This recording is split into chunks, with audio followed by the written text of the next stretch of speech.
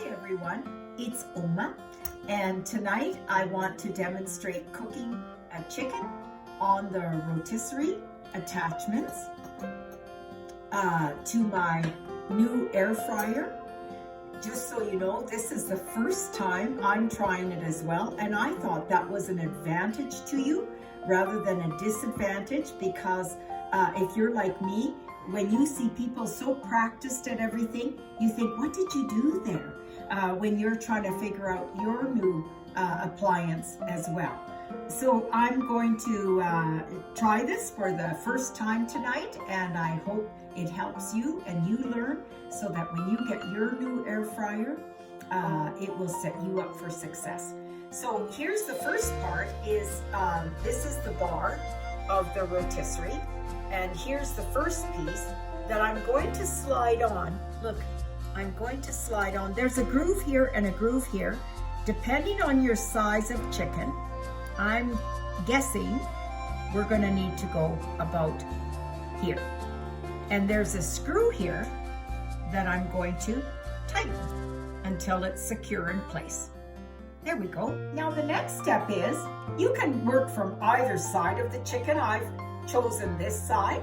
I'm going to insert this bar all the way through the chicken, and make sure you go under the rope here, because your other prongs are going to want to go under the legs. So I want to make sure when I secure these little, we'll call them forks here, that I get this side of the chicken and this side of the chicken. And I'm going to make sure that I'm on the other side here and secure these in place. And they're going nice and smooth, but I'm thinking in my mind, what if yours don't go nice and smooth? There's no law saying you can't stand it up to make sure that you can secure those in place, okay? So I'm gonna just, there we go, secure those in place. Okay. So then the next step, which can be a little bit tricky, because you know, we had it laying down, and in my mind, I find it's easier to stand it up because it's resting against those forks, is I also let it rest against this back part of the chicken here, where the tail was. Okay, so I want to line it up. Do you see how I got to make sure this part lines up with this part, and that I slide. I'm poking into both sides of the chicken and work it in. Gotta work it in a little bit. There we go. See how I got both sides? And I'm in a little bit farther to make it snug. And then I'm going to tighten the screw to secure it. Okay, there we go. The next step is, and you don't have to do this, you could just put this chicken in the air fryer as is, but I thought, I got this chipotle rub from Pampered Chef, and I thought I'm going to try it because it's good with poultry. And I'm just going to lean it up against here so you can see it, and you'll notice I actually have a candle going here that I'm leaning it against. And often when I'm baking and cooking, I have a candle burning because it makes me feel very peaceful, and I enjoy cooking and baking so much, it just adds to my enjoyment. So what I'm going to do is, I'm going to use avocado oil. And I use avocado oil a lot. Why? Because it really doesn't give a lot of flavor. It's not a heavy oil, and it has a high heat resistance, meaning that it won't change its molecular structure through the whole air frying process, and it still remains avocado oil. I use a brush. I've bought all kinds of pastry brushes, but to be honest, this is actually a high quality paintbrush, and I have found this to be the best. I throw them in the dishwasher, and I have found this the best and the most economical brush to use. I use it for breads and now for basting this meat. So that's what I'm going to do. So I'm just going to take some of this avocado oil, and I'm just going to brush my chicken. Now this chicken has been washed and patted dry. So make sure you wash your chicken and pat it dry. Okay. And you know, I look for little feathers or pin feathers left, whatever, because I don't want that remaining when I cook my chicken. Okay, that's looking pretty good. I'm feeling pretty good. And the nice thing is it's very secure on this rotisserie now, so I can pick it up and move it how I want to.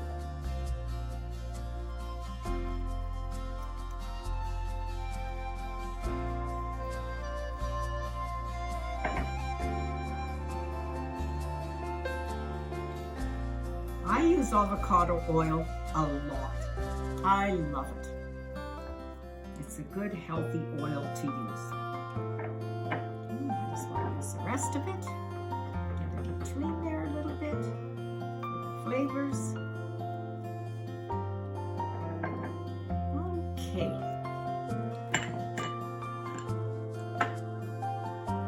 Now that I've got my oil on here, I'm going to take some of this chipotle rub.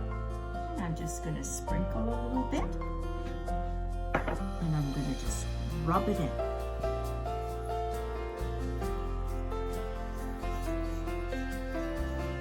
And I've got about 1 to 2 tablespoons in here right now, in this little dish here.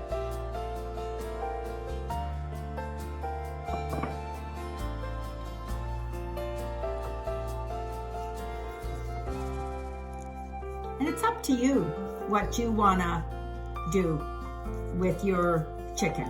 There's so many different things you can rub, or you can just do it just as the chicken in the air fryer. I just thought I'd try this because it was kind of a fun idea, I thought. And these flavors that Pampered Chef gives us, oh, they smell so good. So I thought, oh, I'm gonna try it. And notice how I pour it. I don't dip my fingers in there because I'm a very economical person, and what I don't use, I can put back in the bag because I haven't contaminated it by putting my fingers in there. So I really want to rub this in good so that it's on there. And I've got a nice cover. Everything's looking good. I'm getting under the wing a bit here. Everything's looking good. And again, remember, this chicken has been washed and patted dry. Okay, there we go. So from here, I want to put my chicken in my air fryer. So I want to slide it in on the left side and find that little spot and push it in, because it's got a spot where you push that in, and then you pick it up and slide it onto another groove where this side on the right side will fit in. And you can see my chicken is resting nicely there. So remember, again, when you put your chicken in, you're going to see one side has a hole to fit in that rotisserie part. Put it in there, push it in, and then lift it to fit into the groove on the right side, and close the door. So now we got to select to cook it. So I'm going to use this wheel, and I'm going to turn it, and it says 25 and 400, and I'm just going to keep turning it, and all of a sudden it says rotisserie lit up. So let's go back a bit. It was on roast. I don't want roast. So I kept turning it, and all of a sudden rotisserie lit up, and it said 45 minutes at 400 degrees Fahrenheit.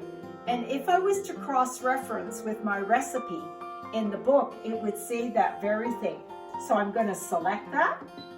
That's what I did. And I'm going to say, go ahead. And there it's going. And if you look very closely in here. I hope you can see it. That chicken is turning beautifully on that rotisserie. And it's going to be cooking for 45 minutes. Remember when I said I had my chipotle spice in this little bowl that I was rubbing the chicken with, and I never once put my fingers in it, so it's never been contaminated. I poured it on the chicken, and the reason why I did that is because, you know, it says you might need 1 to 2 tablespoons, depending on the size or how heavily you want to do your rub. And look, I've got some left. Well, I'm a very economical person, as I've said in a previous clip, and I don't want to throw that away. So my fingers never touched it once. So I can put it back, and I now have probably close to, half a tablespoon that I can save for next time. And I love it that when they send these spices or rubs or what flavors that you can order, is they all have a Ziploc. So I put it back in, and I could zip it up to keep it nice and fresh for next time. Okay, so while my chicken is cooking in the air fryer, I'm going to cook my broccoli in my micro cooker, which I also got from Pampered Chef. So I just cut up my broccoli in whatever size pieces, and I put, I'm guessing, about half a cup of water. And I'm going to put this lid on. It fits right in here. And from there, I can do it up, and I'm going to put it in my microwave. And usually, you know, even though it will say, so many minutes for cooking, it depends on what microwave you have. So I generally start from anywhere from 2 to 3 minutes, check it out, and then I'll determine how many minutes I want after that. Again, you know, a recipe may say so many minutes, but they don't specify what power or what kind of microwave you have. So 4 minutes for a smaller type of microwave might not be the same as 4 minutes with a larger, high-powered microwave. So I always start with about 3 minutes. That should help you start in the middle with whatever microwave you have, and then we'll check it from there. So here I am with my micro cooker, and I just use the top portion of my lid, which is this part, and secured it into place. Put my broccoli in there with, remember, it was about, I don't know, approximately half a cup of water. And I went after 3 minutes with my microwave. I thought, I'm gonna test it. And I can see it's poking. It's not, you know, mushy, but it's easy to poke. And that's how I like my broccoli. Can you see that? Even the stems, I can poke them. And I'm happy with that. So what I would do then is, I could secure this lid. I could take it over to my sink, and I could drain it with those holes and not lose any broccoli. And from there, tonight, I'm gonna make a cheese sauce. You don't have to. You could just butter your broccoli or whatever you prefer to do with it. But tonight I want to make cheese sauce. So I'm going to show you how to make a cheese sauce, how I like to make a cheese sauce. So I've got about a cup of milk here. I'll put it in my saucepan. And from there, I will take about 2 tablespoons of flour. So for 1 cup of milk, I have 2 tablespoons of flour. And the milk is cold. If the milk was hot, then we wouldn't be able to dissolve the flour. And that's often a common mistake people make when making gravy is the gravy is hot and they think, oh, I'll just add the flour now, and that's why they get clumps. And it's the same thing with cheese sauces. My milk is cold. If my milk was hot and I added the flour, I would end up with clumps. But it's cold, and I'm just going to whisk it in. Make sure it's all stirred in good. And one problem I have with the whisk is, and this is something I'm saving for and working towards with Pampered Chef, is they have a whisk that's flatter and it gets right into the corners. And this does not. Okay, from there, when I feel I have it dissolved, I'll turn the heat on. I won't turn it up too high. It's at about a medium heat. And I'm just gonna let it warm up until it starts getting thick. So here we are, and if you can see, our cheese sauce is starting to thicken.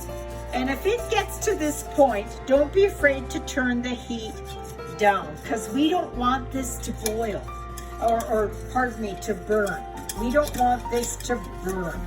And you know, I have a whisk, and I'm looking forward to getting one of those flat ones that gets into the corners and the sides of the pan from Pampered Chef, but I don't have that yet.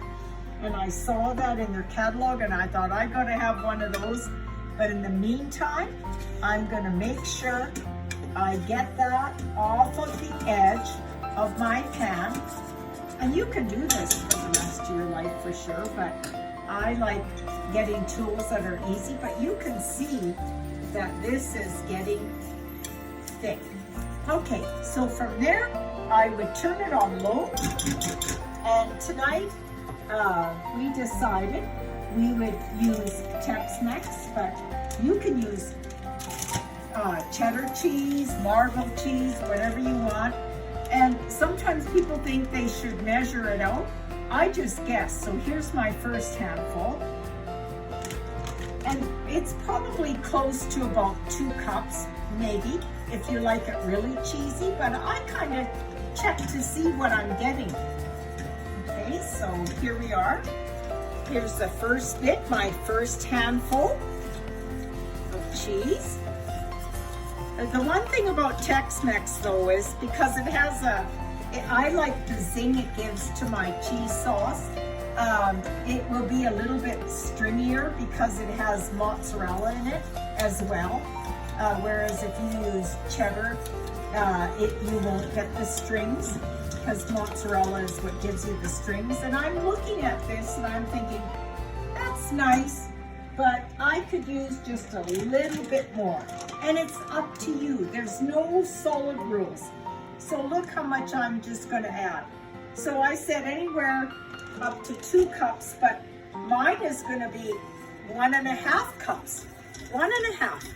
And here I am, happy with my cheese sauce. Can you see that? Can you see how that cheese sauce is just beautiful? It's got a nice color, it's got a nice consistency, and I'm gonna pour that over my broccoli as soon as all of this is melted. And because of my whisk, it's a bit of a nuisance, so I look forward to having the whisk that's flat, has the coils, and gets into the corners from Pampered Chef. But in the meantime, I'll make do with this whisk. But I gotta take my spoon and make sure I've got that from the sides and the corners of my pan, because that's where it likes to stick and collect. So in my mind, I'm gonna turn that off, and I think you would agree that's a beautiful cheese sauce. And you can use that on your broccoli or whatever you want to use cheese sauce on. It's a beautiful cheese sauce. So here we are checking on our chicken on the rotisserie in our air fryer, and it's looking so beautiful. It's almost cooked. From what I can see, I don't know if you can see it, it's looking beautifully browned.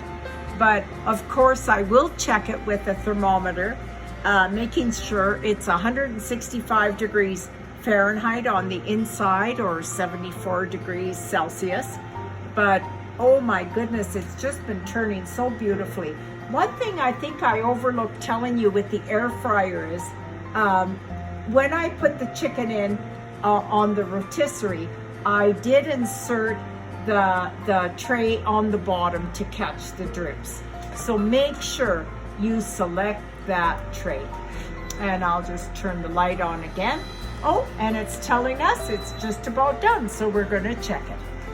So the chicken is done, and what I would do is I would take a thermometer or whatever you have, because we know that at 165 Fahrenheit or 74 Celsius, it's done in the middle. So I'm gonna open it up, and I'm gonna take this thermometer, and I'm gonna poke it in there and check it, and I see that it is, 170. So I know for sure, it's going down now, but it was 170 when I poked it into the chicken. So I know it is safe to eat.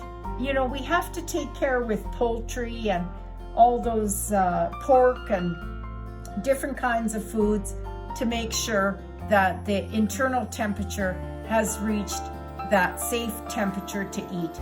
And I'm so impressed because this is the first time I've used it.